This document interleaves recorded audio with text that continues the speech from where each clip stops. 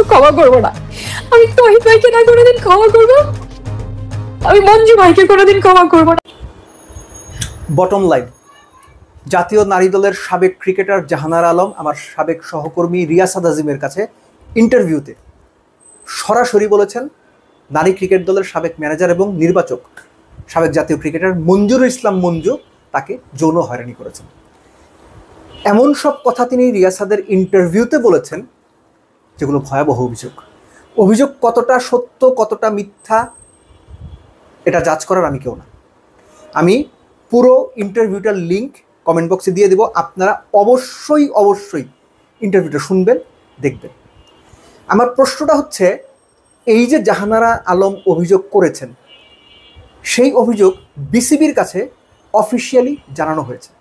জাহানারার বক্তব্য, সিইও নিজামুদ্দিন চৌধুরীর কাছে জাহানারা লিখিতভাবে জানিয়েছেন, যেটাকে অভিযোগ না বলে অবজারভেশন কিংবা পর্যবেক্ষণ হিসেবে বলেছেন। জাহানারা অভিযোগ বলেননি। প্রশ্ন হচ্ছে, ক্রিকেট বোর্ড এরকম গুরুতর একটা অভিযোগের প্রেক্ষিতে কি ব্যবস্থা নিয়েছিল? কোনো তদন্ত কমিটি কি করা হয়েছিল, বা আদৌ কোনো তদন্ত হয়েছিল? যদি তদন্ত হয়ে থাকে সেটা রিপোর্ট কি? আমি ওই রিপোর্টটা জানতে চাই, দেখতে চাই। বিসিবি অফিসিয়ালি সেটা গণমাধ্যমে জানাক, এটা আমার চাওয়া। আর যদি তদন্ত না হয়ে থাকে এই ব্যাপারে, এই অভিযোগের এগেনস্টে বিসিবি যদি কোনো ব্যবস্থা না নিয়ে থাকে, তদন্তের ব্যবস্থা, বিসিবি ভয়াবহ অন্যায় করেছে, বিচ্ছিরি জঘন্য রকমের অন্যায় করেছে। এবং এই যে অভিযোগটা জাহানারা আলম রিয়াসাদের কাছে করেছেন ইন্টারভিউতে, এটা না বাংলাদেশের নারী ক্রিকেট সম্পর্কে দেশ দেশের বাইরে সব জায়গায় একটা ভয়াবহ নেতিবাচক মেসেজ ছড়িয়ে দিল। ভয়াবহ নেতিবাচক। যে ক্রিকেটাররা যাদের বয়স এখন 15, 17, 19 এজ লেভেলে আছেন, তারা এখন নড়ে চড়ে বসবে, তাদের মনের মধ্যে ভয় শঙ্কা কাজ করবে।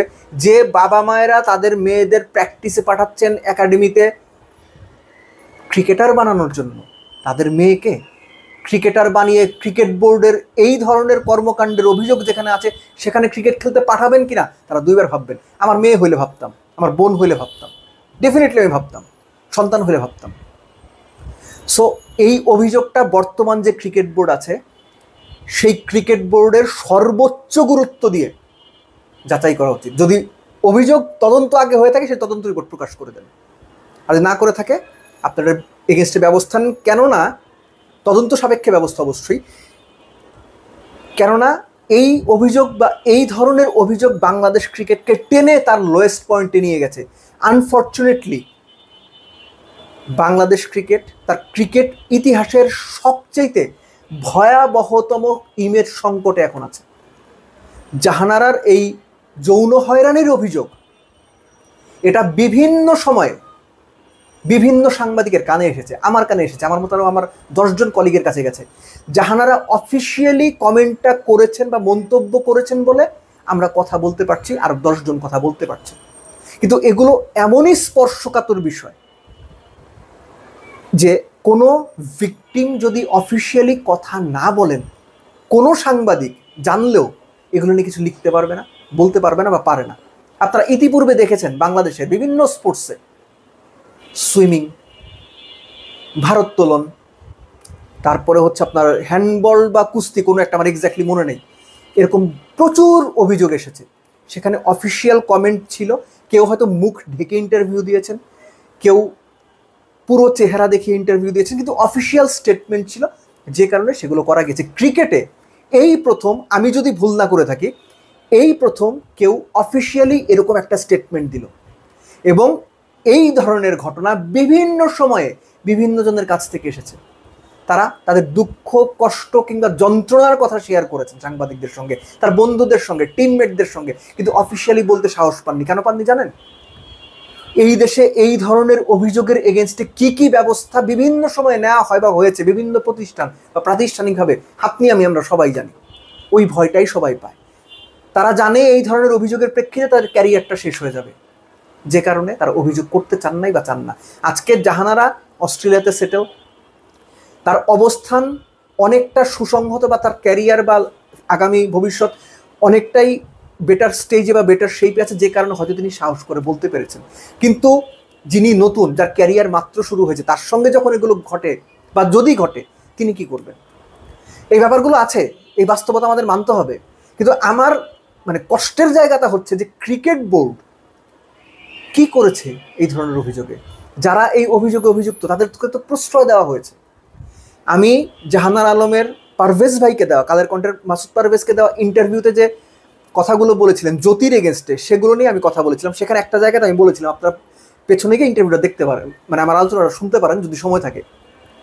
আমি ওখানে বলেছিলাম যে মঞ্জুরুল ইসলাম মঞ্জু সম্পর্কে, যার সম্পর্কে জাহানারা অভিযোগ দিয়েছেন, তার সম্পর্কে আরও অনেক অভিযোগ রয়েছে, গুরুতর অভিযোগ রয়েছে। যেটা জাহানারা অভিযোগ করেছেন সেটা ভদ্রতম অভিযোগ। কেননা ওই সময় অফিসিয়াল কোনো স্টেটমেন্ট ছিল না বলে আমি বলতে পারিনি যে তার এগেন্সটে যৌন হয়রানির অভিযোগ আছে। এখন আমি বলতে পারছি, কেননা অফিসিয়াল স্টেটমেন্ট রয়েছে। একজন ক্রিকেটার, সাবেক অধিনায়ক স্টেটমেন্ট দিয়েছেন অফিসিয়ালি। বাংলাদেশ ক্রিকেটের ইমেজ তলানিতে, ভয়াবহ রকমের তলানিতে। বাংলাদেশ ক্রিকেট বোর্ড এখন যে চ্যালেঞ্জে আছে, গত 20, 25, 30 বছর এই চ্যালেঞ্জে পড়েনি। মাঠের ক্রিকেট খারাপ করছে, সেটা এক ধরনের চ্যালেঞ্জ। সাংগঠনিক দুর্বলতা ভয়াবহ রকমের আকার ধারণ করেছে, সেটা আরেক ধরনের চ্যালেঞ্জ। আর এই ধরনের যে যৌন হয়রানির অভিযোগ, সেটা আরেকটা ভয়াবহ রকমের চ্যালেঞ্জ। দল খারাপ করছে, ক্রিকেট বোর্ডে যাদের দায়িত্ব দেওয়া রয়েছে তারা কতটুকু ক্যাপেবল সেটা নিয়ে সন্দেহ রয়েছে। একই সঙ্গে বিপিএলে ফিক্সিংয়ে অভিযুক্ত ক্রিকেটারদের ব্ল্যাঙ্ক চেক দিয়ে আবারও খেলার অনুমতি দেওয়া হচ্ছে, যদিও বিসিবি বলেছিল তাদের খেলতে দেবে না। অর্থাৎ সব মিলে একটা দ্বিধাগ্রস্ত, সিদ্ধান্তহীনতায় ভোগা ক্রিকেট বোর্ড এই মুহূর্তে বিদ্যমান। এবং তাদের ঘাড়ে এসে এখন এই মুহূর্তে জাহানারার এই অভিযোগের প্রেক্ষাপটে আরেকটা কলঙ্কের পালক যুক্ত হতে যাচ্ছে, যদি না তারা এইটার এগেনস্টে প্রপার কোনো ব্যবস্থা নেয়। আমি আবার বলছি, বাংলাদেশের ক্রিকেট ইমেজ সংকটে পড়ে গেছে। বাংলাদেশের ক্রিকেট ভয়াবহ রকমের মানুষের কাছে, দর্শকদের কাছে আস্থার সংকটে পড়ে গেছে। এই আস্থার সংকট কাটিয়ে ওঠার দায়িত্ব বর্তমান বোর্ডের। আগে কে কি করেছে সেটা আপনারা বলতে পারেন, দায় চাপাতে পারেন, অমুক এই করেছে, তমুক এই করেছে, তাতে পরিস্থিতি বদলাবে না, সমস্যারও সমাধান হবে না। রিয়াসাতকে দেখা জাহানারা আলমের এই ইন্টারভিউ বাংলাদেশ ক্রিকেটের জন্য একটা ওয়েক আপ কল হওয়া উচিত। আর এই wake up call cricket board যদি না শুনতে পায়, সামনে আরও ভয়াবহ সময় অপেক্ষা করছে। লাস্টলি শুধু বলবো, ওমেন্স ক্রিকেটে এই ধরনের অভিযোগ বিভিন্ন সময়ে শোনা গেছে, বাইরে থেকে সাংবাদিকরা জানতে পারে, বিভিন্ন ক্রিকেটাররা জানতে পারে, কিন্তু বিসিবির ভেতরে থাকা কেউ এগুলো জানতে পারে না। জানতে পারলেও তারা ব্যবস্থা নেয় না, তাহলে দোষকার। বিসিবির যে সিও নিজামুদ্দিন চৌধুরীর কাছে জাহানারা আলম তার পর্যবেক্ষণ জানিয়েছিলেন, তিনি সেই সময় কি স্টেপস নিয়েছেন তাকে ডেকে এনে জিজ্ঞেস করেন। যদি সঠিক উত্তর না দিতে পারে তার বিচারের আওতায় আনেন। কেননা এই সিইও নিজামুদ্দিন চৌধুরীর বিরুদ্ধে ভয়াবহ রকমের সব অভিযোগ রয়েছে। এবং বলা হয় গত ক্রিকেট বোর্ডে এই 10-12 বছরে নাজমুল হাসান পাপনের বোর্ডে যত রকম মানে অকাজ কুকাজ হয়েছে, অপকর্ম হয়েছে, তার বেশিরভাগের সঙ্গে কোনো না কোনোভাবে সিইও নিজামুদ্দিন চৌধুরী সুজন সম্পৃক্ত বা জড়িত রীতিমতো। সেটা আর্থিক কেলেঙ্কারি হোক বা অন্য কোনো কেলেঙ্কারি হোক, তাকে ধরেন, তাকে জবাবদিহির আওতায় আনেন। শুনতে পাচ্ছি তাকে সরিয়ে দেওয়া হয়েছে বা সরিয়ে দেওয়া হবে, তাকে ফ্রি এক্সিট দিয়েন না, তাকে ধরেন। কেননা বিভিন্ন নষ্টের যে গোড়াগুলো রয়েছে, যে রসুনের কোয়াগুলো রয়েছে, সিইও নিজামুদ্দিন চৌধুরী সেই নষ্টের গোড়াগুলোর একটা। আপনারা খোঁজ নেন, তদন্ত করেন, পর্যবেক্ষণ করেন, জবাবদিহির আওতায় আনেন। যদি দোষী সাব্যস্ত হয় বিচার করেন, নইলে এই ইমেজ সংকট কাটবে না।